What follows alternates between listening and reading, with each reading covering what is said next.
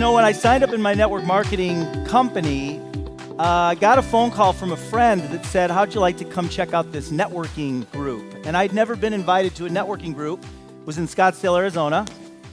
And I walked into this room at the resort. It was at a resort off of Indian Bend Drive and McDowell Drive. I walk into this resort, and there's 12 people in a room.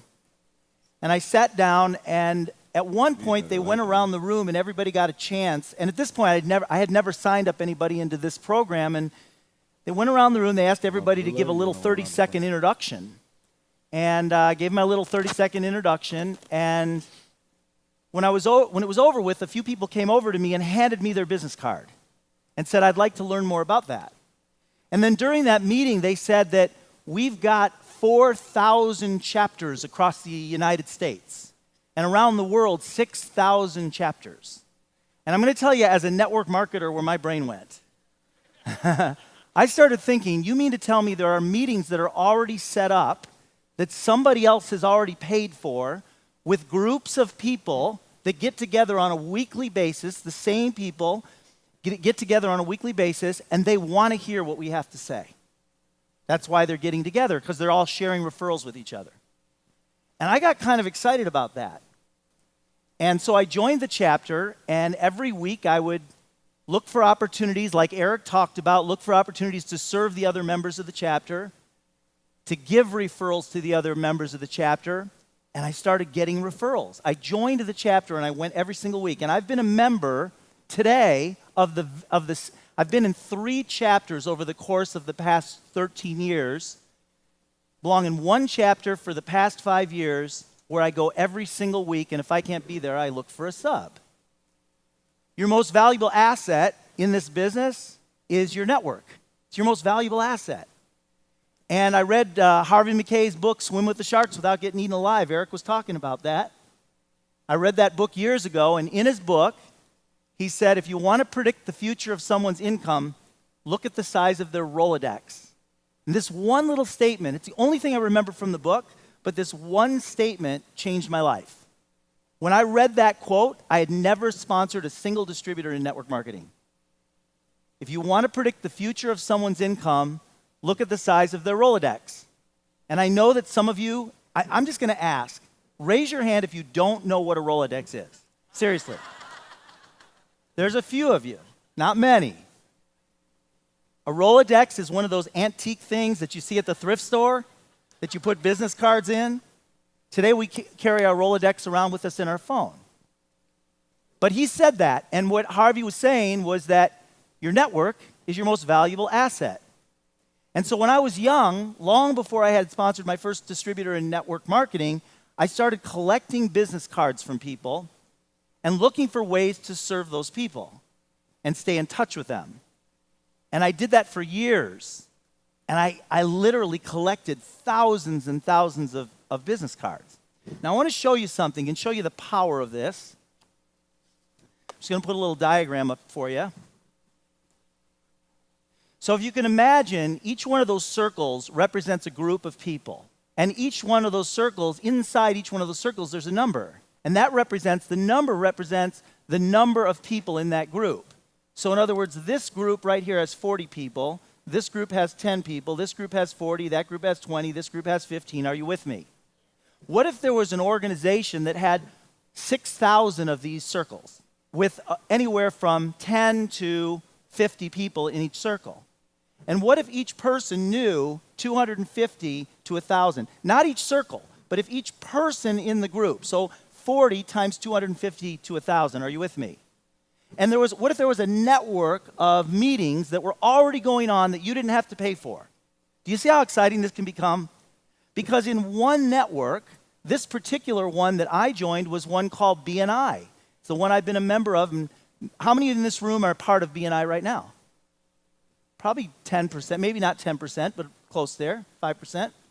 So I joined, each chapter you're allowed one person from that profession. So if you're in health and wellness, there will only be one health and wellness person in that chapter. Like in Phoenix, Arizona, there's about 60 chapters around the city. So I'm going to tell you what I did. as soon as I envisioned all these chapters all over the world where each chapter had 10 to 40 people in it, 10 to 50 people in it, and each of those people know somewhere between 250 and 1,000 people.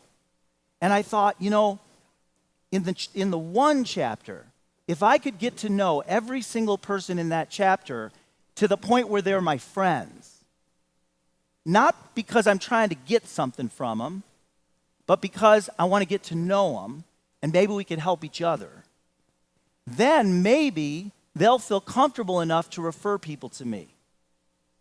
Now, in a lot of the networking organizations, you're not allowed to talk about your opportunity.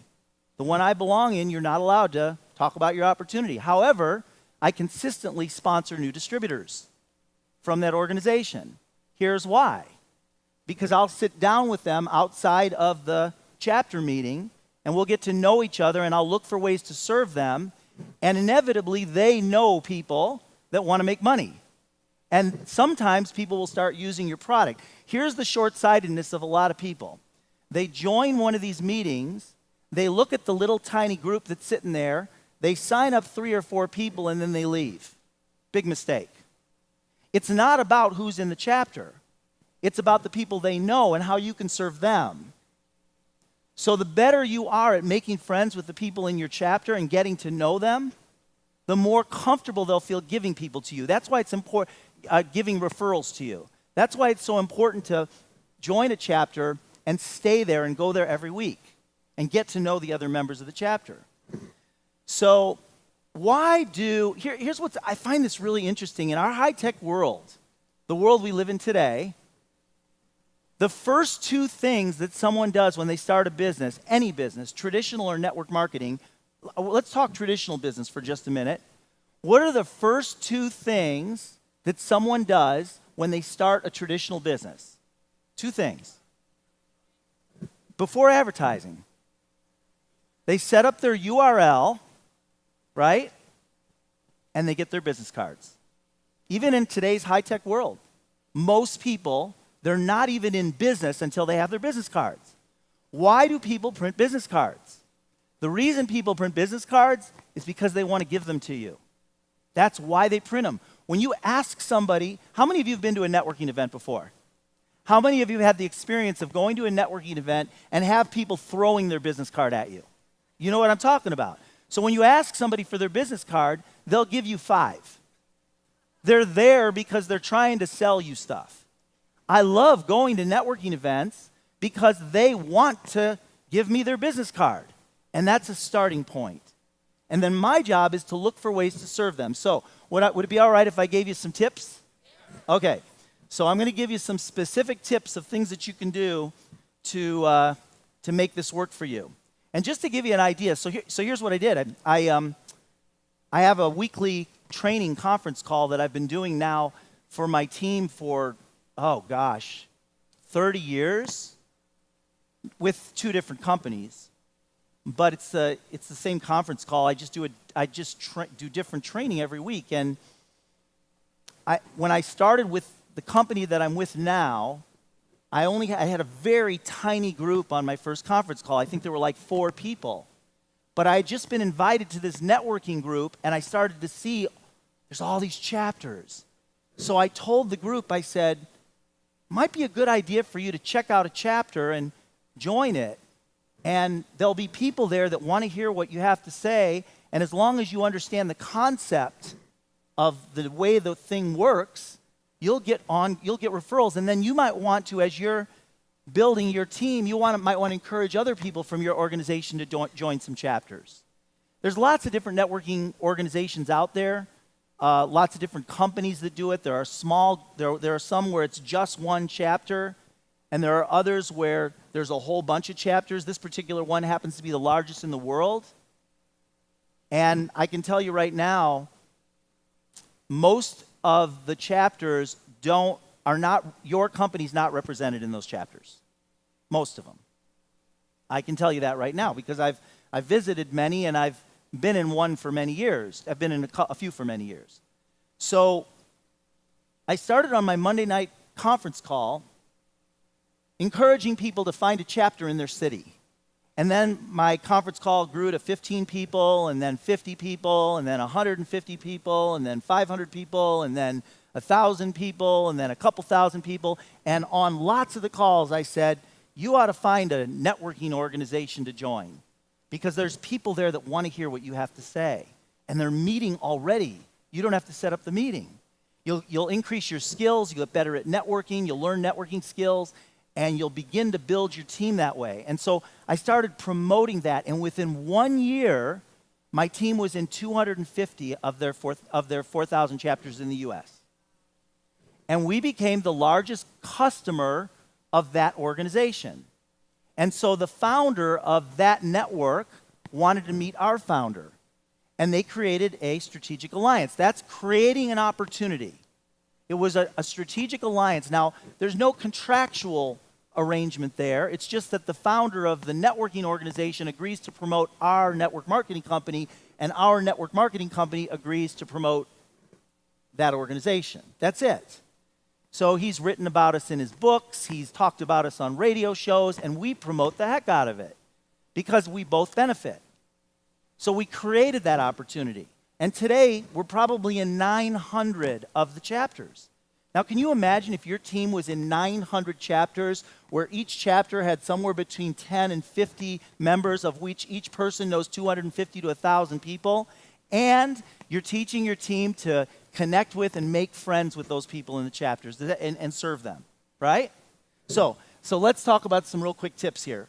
First tip, you want to focus on educating the other members, and you want to teach your team to do the same thing, your team that belongs to these chapters. You want to focus on educating the members of the chapter, because those members are your sales team. See, your job is to promote them, and their job is to promote you. That's taught. In most of the good networking groups, your job is not to promote you. Your job is to promote who? Them. And their job is to promote who? So if you can imagine 20 or 25 or 30 people promoting you, that's what their job is, and that's what they're taught to do. So, and they're there every week. So my job when I go into my chapter meeting is to educate the other members of the chapter. So every week when I go in, I think about what's something about our product, because we don't talk about the opportunity in the meeting. What's something about our product that I could teach them in 30 seconds or a minute, depending on how much time you have, that would allow them to leave the chapter meeting and promote me. So my job is not to sell them as much as it is teach them how to sell others on me. Their job is to teach me how to sell them. So Vern, the air conditioning guy, he's teaching me how to sell him to the people that I know, to my network of thousands of people. We had a guy join our chapter that was a window washing guy. I won't say his name. And I referred him to 2 people. And what happened was he decided that it was too expensive to be part of the chapter. And he did not get this concept. See, I became a referral source for him, and I would have referred 20, 30, 40, 50 people to him. 2 customers referred by just me would pay for his membership for the whole year. But he didn't see it. He didn't see it. Because it's not about the people in the chapter. It's not about who you get to use your product in the chapter. It's about the 40 or 50. It's about the 250 to 1,000 people that each of them know. But they will not refer people to you unless you do what? Refer people to them and serve them. So the first thing is focus on educating members. Number 2, keep going back. Some weeks you'll get nothing, but it's not about getting. It's like what Eric talked about. It's about serving. So you're not going there to get. The short-sightedness that I see in most members, not just network marketers, is they go there to get. They're trying to sell the other members on doing business with them, and that's not where the opportunity is. The opportunity is serving them, looking for ways to serve them, and we'll talk a little bit about that. But yeah, so I go in there, my intention for going in there is for looking for ways to serve the other members. And so I go back every week, because if I'm there every week, then I have a much better chance of helping people, and ultimately they can help me better. I want like real great. It's almost like it's like a club. We get together every week. We all get to know each other well. We become friends. Number 3. We've talked a lot about this already. Look for ways to give to other members.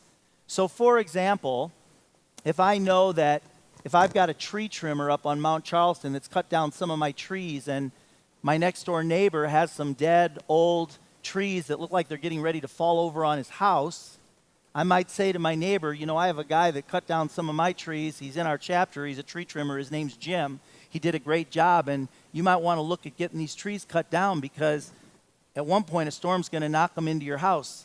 Do you want a referral? Do you want me to give you a guy that can do it for you? And he says yes. So I go back to the chapter and I tell Jim, I got this guy.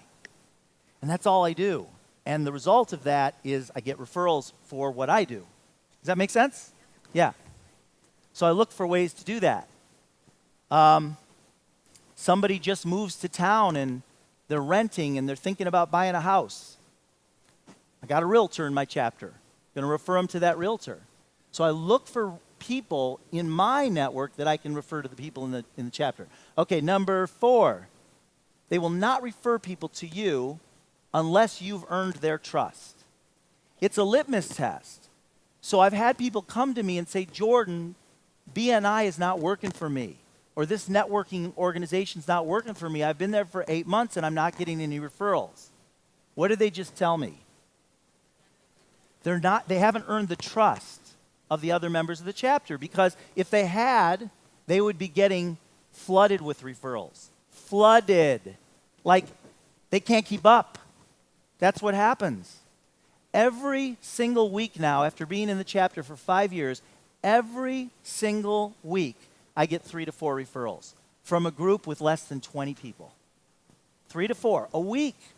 It's hard for me to keep up with just those, with everything else I have going on. And some of those referrals, they just want to be customers. They're presentations. I go into offices, or I meet with somebody over coffee, and I show them what we're doing and learn a little bit more about them. And some of them become customers, and some of them want to be distributors. But that's how. But it's 5 years of being in that chapter. But in the beginning, I was getting referrals as well, and then they kind of taper off until the other members feel comfortable. All right. So now let's talk about some actions, some action steps, some things you can do. Number 1, promote the other members of the group. This is a powerful thing that can accelerate your relationship with the members of the group rapidly, in like a day, really rapidly.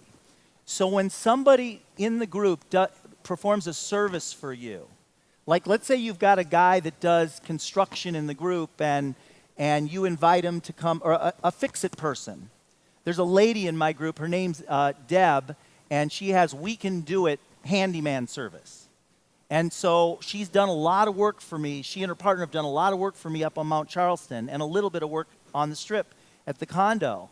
And so every time she does work for me, guess what I do? I take pictures, I put it on Facebook, and I write how great she is. Now what happens, how does that make her feel? Really good. And what else does it do for her?